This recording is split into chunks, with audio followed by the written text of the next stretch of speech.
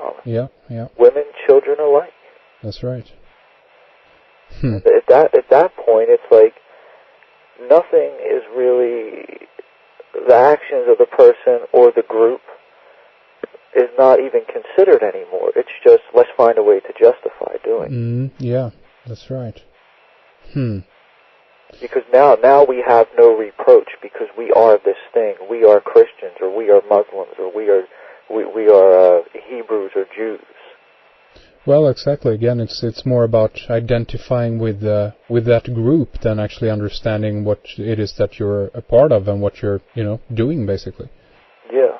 Yeah, the truth of that's contained in any of these religious texts at that point are just disregarded and not even considered. And that's another thing that they do in regards is that they wouldn't even follow some of the law that says that you shouldn't have an idol before you. Yeah.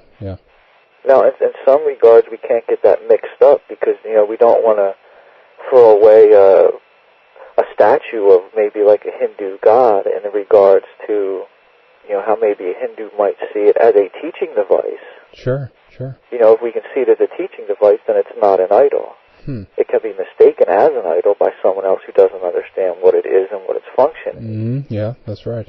But in regards to that, at the same time, the Christians will say, well, we can't be materialistic and we can't have no idols before us, but the Bible themselves has become an idol for them. Sure, that's right, exactly.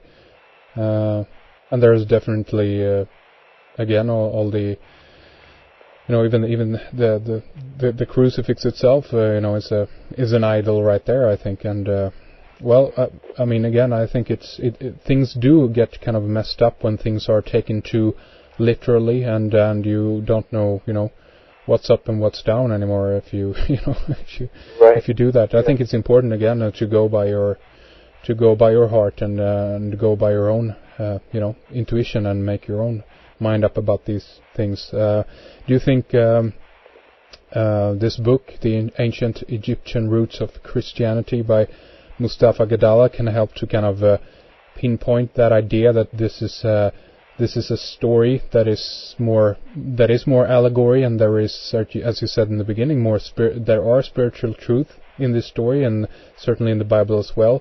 Do you think this book could help to kind of highlight that idea? Yeah, he does. He does on page 99. He writes, the cosmological knowledge of ancient Egypt was expressed in story form, which is a superior means for expressing both physical and metaphysical concepts. Well-crafted allegories are the only way to explain the deepest truths about God, creation, life, the soul, our place in the universe, our struggle to evolve to higher levels of insight and understanding. Any good writer or lecturer knows that stories are better than exposition for explaining the behavior of things, because the relationships of parts to each other and to the whole are better maintained by the mind. The Egyptian sages transformed common factual nouns and adjectives, indicators of qualities, into proper but conceptual nouns. These were, in addition, personified so that they could be woven into narratives. Storytellers were specially qualified people, for the word is mightier than the sword. Oh, yeah. Allegories are intentionally chosen as a means for communicating knowledge. Allegories dramatize cosmic laws, principles, processes, relationships, and functions, and express them in a way easy to understand. Once the inner meanings of the allegories have been revealed, they become marvels of simultaneous scientific and philosophical completeness and conciseness. The more they are studied, the richer they become. The inner dimension of the teachings embedded into each story make them capable of revealing several layers of knowledge, according to the stage of development of the listener. The secrets, in quotes, are revealed as one evolves higher. The higher we get, the more we see. It is always there. The Egyptians did not believe their allegories as historical facts. They believed in them, in the sense that they believed in the truth beneath the stories. Yeah, there you have it. That's a very good point, I think. Excellent. Okay, so again, that's The Ancient Roots of Christianity by Mustafa Gedala, and same thing goes there. AJ carries that on his website, and we're going to have that linked up as well. What I want to do now, AJ, is begin and talk a little bit about the last book that we're going to talk about here, The Power of Now by Eckhart Tolle.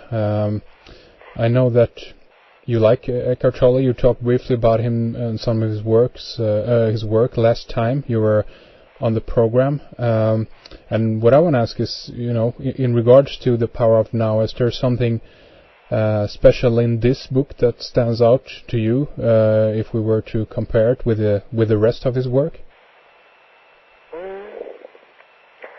Yeah, each of his books are different, and yet, in essence, are the same. But what I like about The Power of Now is that he covers the dysfunction of the ego and how it works within people and how it operates. And he does it, covers a lot of ground in regards to that in The Power of Now, but he covers that in all of his books. But this one he does it more, I would say, concisely in regards to the covering the aspects of it and how it functions. Mm-hmm, mm-hmm.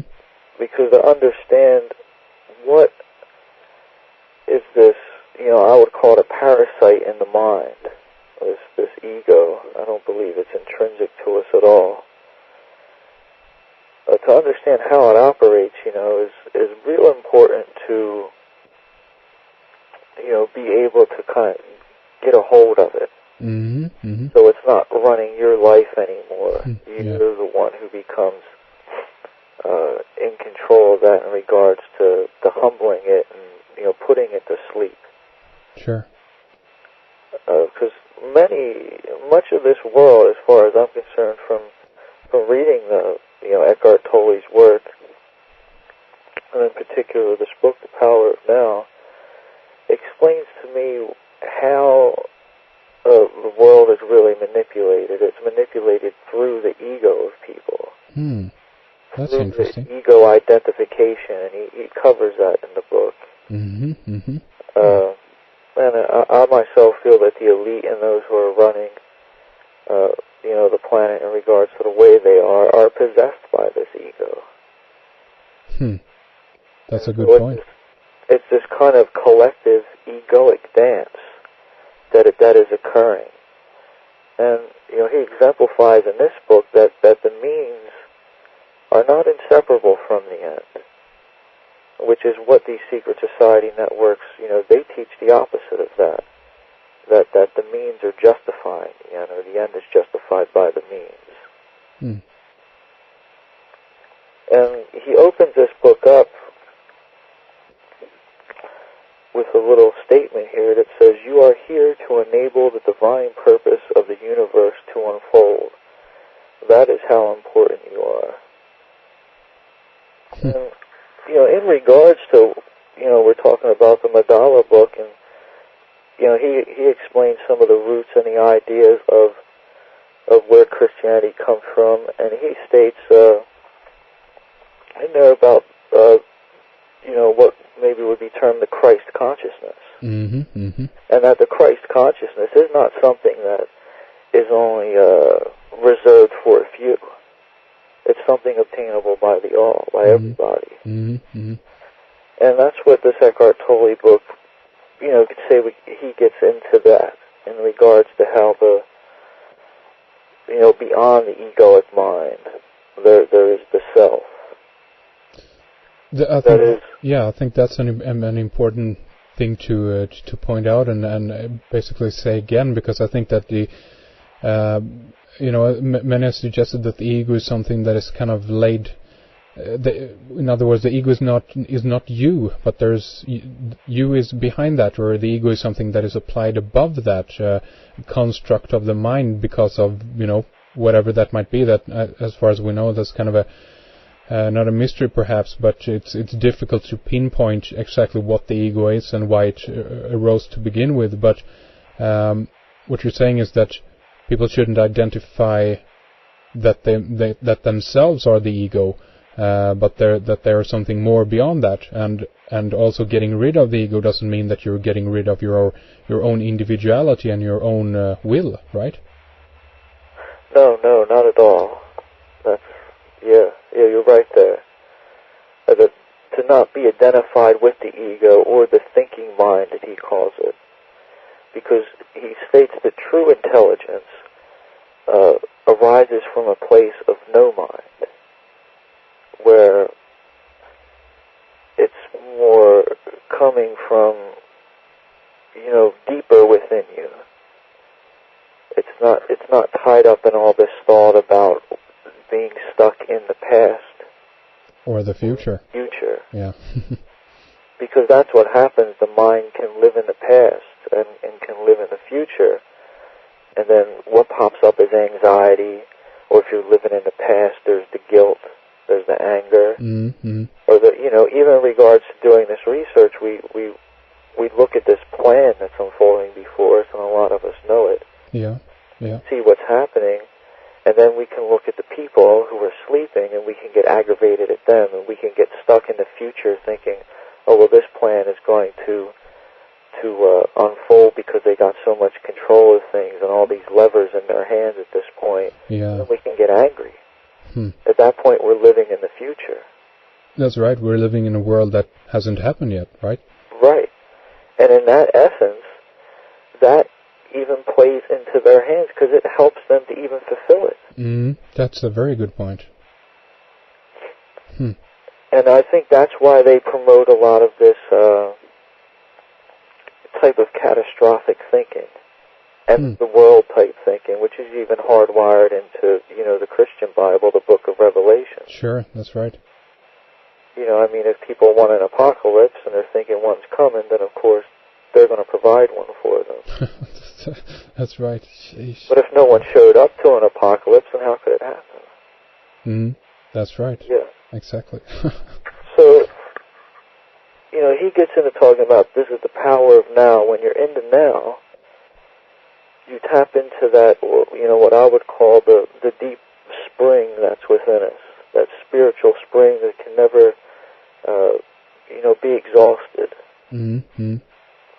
I'll read a little part here where he talks about the present moment. Sure. The book's written in like a question and answer format, so there's a statement made where it says, the present moment is sometimes unacceptable, unpleasant, or awful. And Eckhart Tolle responds, it is as it is. Observe how the mind labels it, and how this labeling process, this continuous shifting in judgment, creates pain and unhappiness. By watching the mechanics of the mind, you step out of its resistance patterns, and you can then allow the present moment to be. This will give you a taste of the state of inner freedom from external conditions, the state of true inner peace. Then see what happens and take action if necessary or possible. Accept, then act. Whatever the present moment contains, accept it as if you had chosen it. Always work with it, not against it. Make it your friend and ally, not your enemy. This will miraculously transform your whole life. Interesting. Yeah. I think that that's an excellent passage also to pick or to read. Do you think that this kind of thinking or this ideas that Eckhart expresses here is how should I put it, a useful or a very good way to get some perspective if you're into a lot of conspiracy research and involved in a lot of this kind of information that, as you say, actually can get you very down at times? Yeah, it most certainly does give you perspective on yourself and on the collective situation as well. I think this is the work of Eckhart Tolle definitely needs to be looked into by everyone who's into this